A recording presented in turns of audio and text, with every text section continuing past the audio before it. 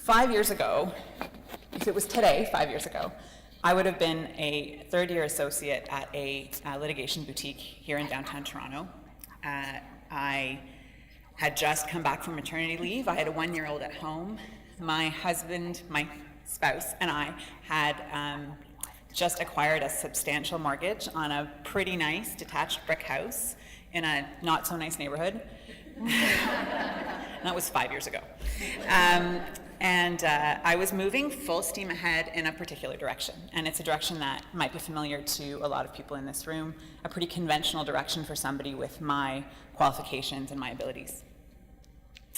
I practiced commercial litigation and class action law.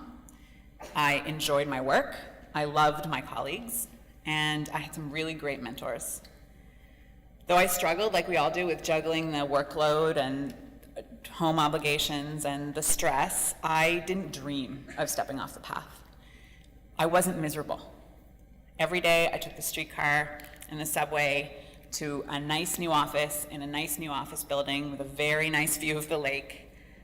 I had access to important work that challenged me intellectually, and I got to do it in a great learning environment. And to top it off, the firm would pay for dinner and had a great snack cupboard and wonderful administrative support and seemingly unlimited resources to support my career ambitions.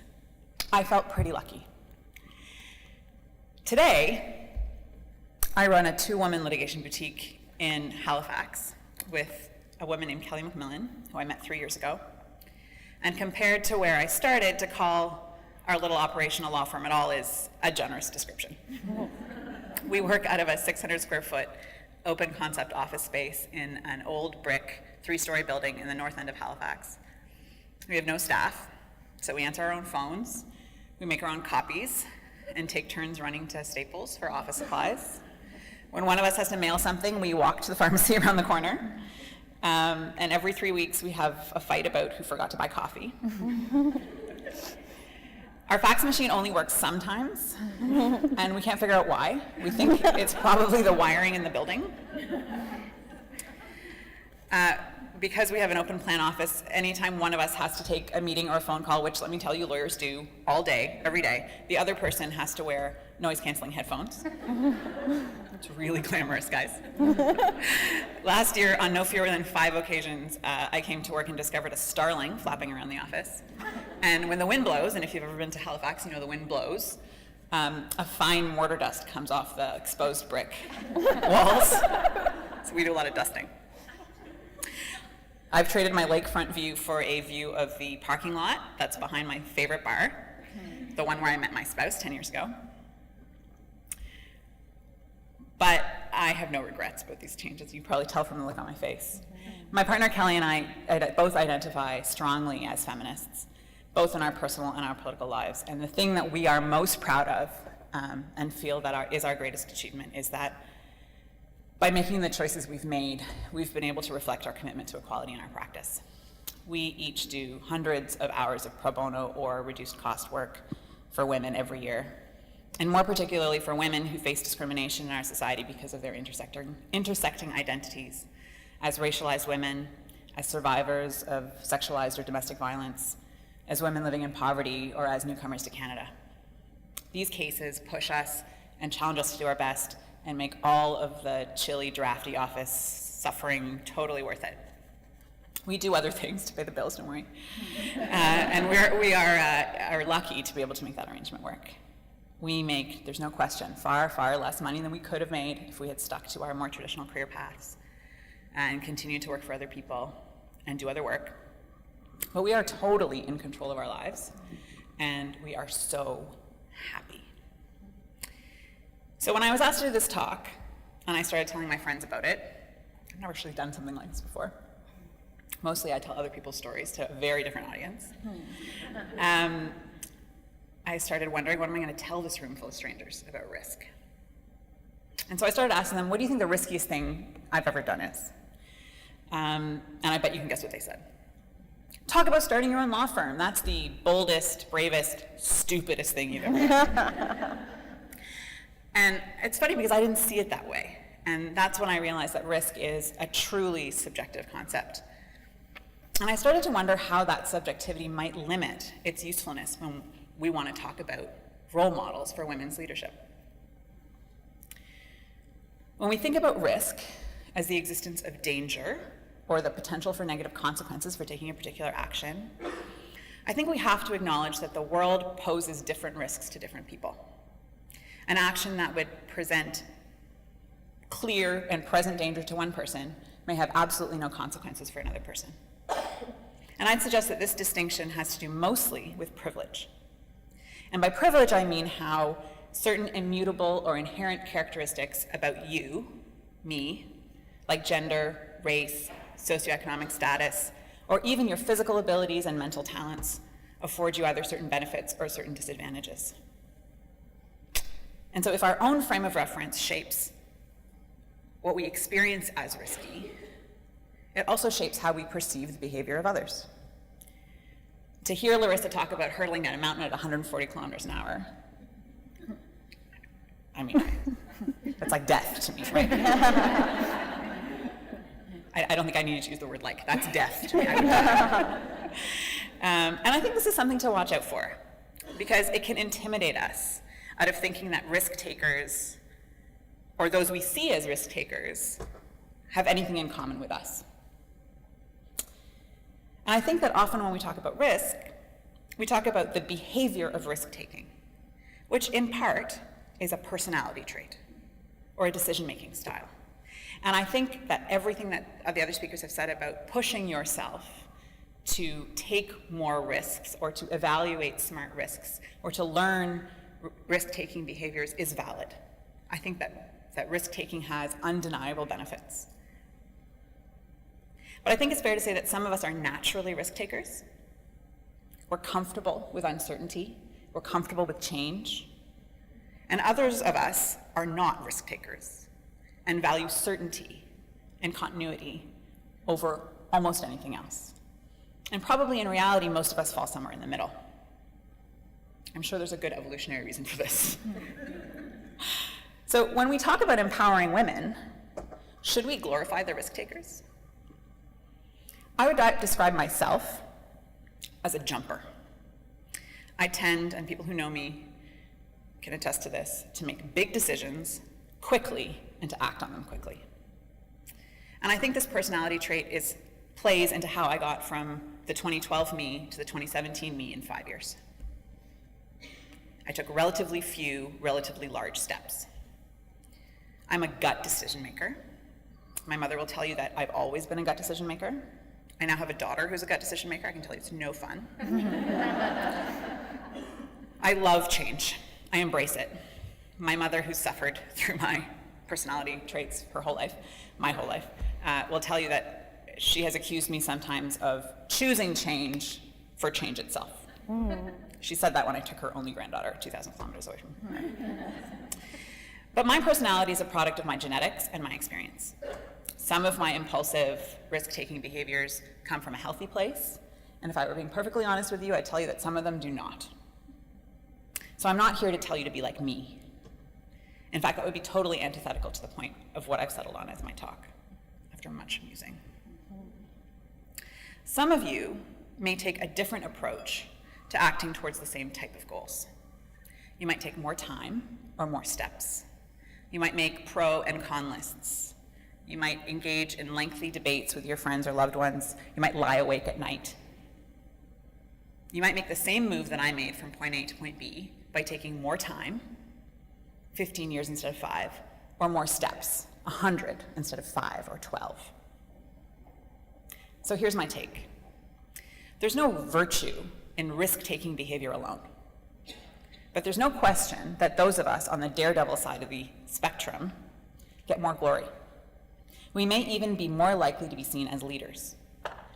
But we know that in general, women are less likely to have or express, for lots of reasons, risk-taking behavior than men. And so when we apply a lens to leadership that values risk for risk alone, as we traditionally understand or perceive it, I think many women get left out. So this all got me to thinking. I should say overthinking, which is maybe a professional hazard, or maybe another one of my personality traits. What should we be focusing on in order to ensure that it's not just risk-taking behavior that's rewarded, but something more significant that would allow more women to come to the table as leaders? Why do we focus on the decision-making style of leaders or role models and not the values that their decisions stand for? So as I said when I asked my friends, what should I talk about in this talk? They all said, well, talk about starting your own firm. They all identified that as the biggest risk I ever took. But my pretty extraordinary privilege means that I had to take only limited actual risk in order to make that choice. For example, the fact that my parents helped me pay for law school meant that by the time I left Bay Street and sold that house, I could move to Halifax free of student debt. That and other financial privileges that I enjoy meant that I could make the choice that I make to earn less money. As a Canadian human rights lawyer, I enjoy the protections of our charter and of our peaceful civil society. If I did the same work that I do here in many other parts of the world, I would be risking my life every day. My awareness of my own privilege in these respects, and many others, is in part what motivates me to do what I do. I know that in order for me to stand up for my values requires much less risk than it takes for many others. And so I feel a responsibility to do it. So what is the lesson I can offer you from my own experience? That's the question I've been really grappling with since I was asked to speak to you today. What lesson can I offer all of you with all of your diverse experiences and all of your diverse goals that could be useful to you in your own lives? I can tell you this. Making decisions informed by my gut and by my values has never failed me. And I think it's interesting to reflect on what Larissa talked about as failure. Because failure is sometimes, well, I would say failure is always measured in reference to what your own values are. So in my choices, the things that I gained were the things that I valued the most, and the things that I gave up or that I risked losing were the things that, by trial and error growing up, I learned I either didn't want anymore or maybe never wanted in the first place. The things that I didn't value: money, status, a fully functioning fax machine. I tried hard, and it's not easy to not let what other people told me I should value influence my decisions. And this is much more about an approach to decision-making than an attitude towards risk. In my practice over the past few years, I've had the privilege of representing many women who stood up for what they believed in, including standing up for the rights of other women. These women, in every circumstance, exposed themselves to more risk than I did, often because they felt that they had no choice in the face of a discriminatory policy or an act that targeted their identity or their physical integrity or their dignity. These are my risk-taking role models, the women who continue to motivate me to push myself to act in accordance with my values on principle by following their example. And I'm just going to tell you about 3 of them quickly. As you might have gotten the hint from the intro, the first of them is a group of 3 generations of women on Prince Edward Island who fought for access to abortion in their home province for more than 30 years, exposing themselves to stigma and censure in their own small communities in relentlessly, persistently pursuing the goal of reproductive justice, not for themselves, a lot of them, but for their whole community. The second is a client I had more recently, a university student who found herself in the middle of a controversy about race, privilege, and free speech on campus after speaking up for other marginalized students. And when the university tried to take disciplinary action against her, she didn't back down. And that meant that she exposed herself to some of the vitriol that Janella described. Threats of violence in her case, sexual violence, and just turning her whole life inside out.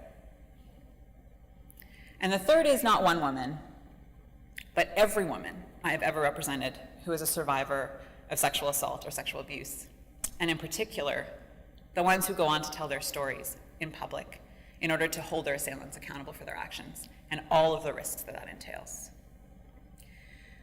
What I've observed by working with these brave and principled women is that some of them are natural risk takers and some of them are not.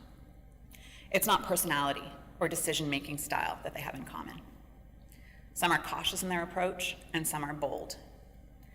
The thing that they have in common is that they choose to act on principle, including by facing risk head-on.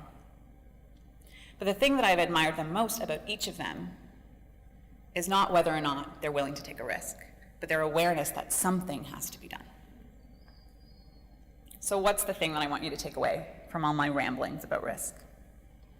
First, I propose to you there's no inherent value in risk-taking behavior.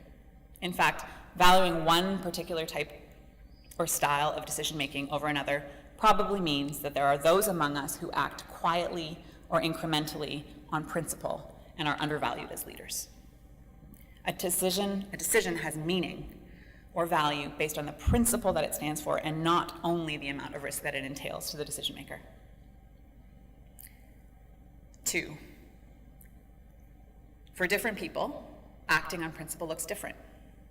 Let's recognize women's leadership in all of its forms. And 3, let's not let our perception that other people are better at taking risks than we are stop us from acting.